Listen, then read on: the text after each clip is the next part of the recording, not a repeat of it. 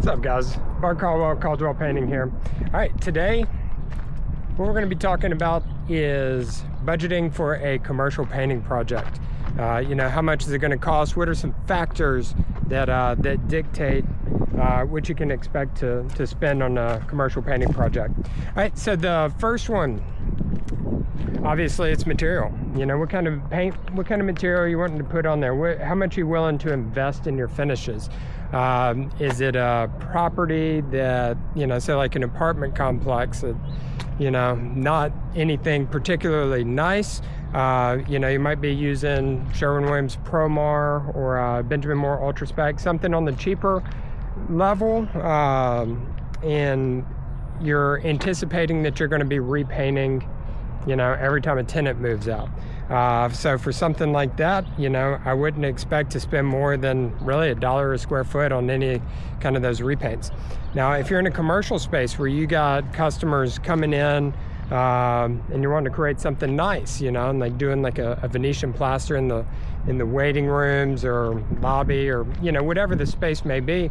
Now, when you jump up to those levels of finishes, it's going to get pretty expensive pretty quick, and Venetian plaster especially can get pretty outrageously expensive, but it creates such an inviting space for retail customers, so it may make sense in those situations.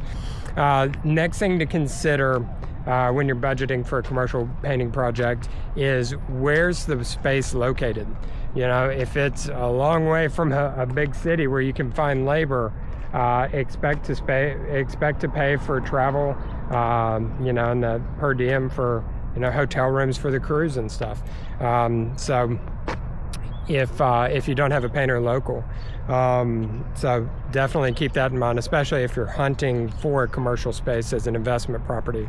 The next thing is level of damage on the building. If the building's 50, 100 years old and it needs a ton of work, drywall work, plaster work, whatever, it's full of dents, keep that in mind. That's going to start increasing the cost.